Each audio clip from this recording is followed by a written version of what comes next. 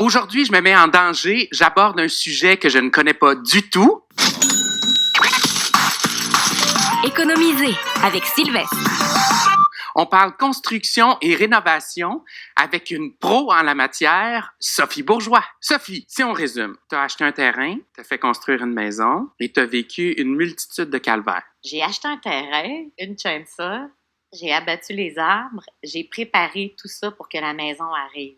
Fait que j'ai dealé avec un dynamiteur, un excavateur, quelqu'un qui allait faire la fondation, quelqu'un qui allait faire le puits. Et j'ai acheté 2 modules qui font que le haut, ça arrivait pas mal tout fait.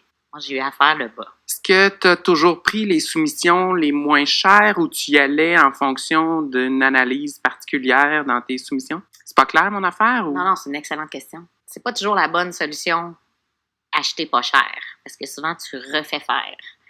Tu dois constamment être en arrière de chacun des corps de travail. Donc, si tu veux économiser, suis-les tout le temps pour ne pas qu'ils aient à recommencer. Quand ils retravaillent 3-4 heures parce qu'ils ont mal fait une job, ils te la chargent. Qu'est-ce que tu ne referais pas?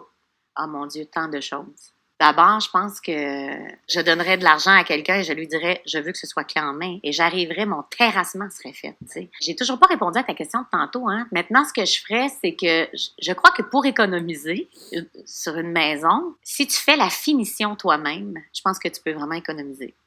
Par finition, t'entends la peinture... Toute l'installation des moulures, le calfeutrant, tous les petits travaux de finition comme ça. On va parler de ton plancher. J'avais besoin de planches qui étaient plus larges que celles au plafond, que ça doit être quoi, mettons, 3 pouces et demi, 4 pouces.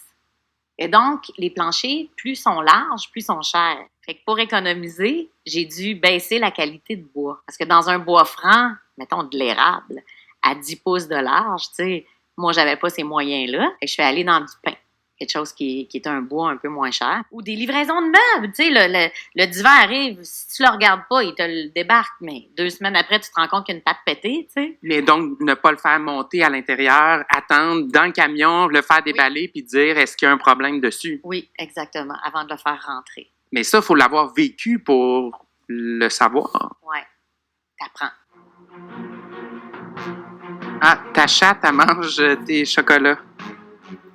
Quel beau moment! Alors, je les vais voir dans le livre de mes enfants.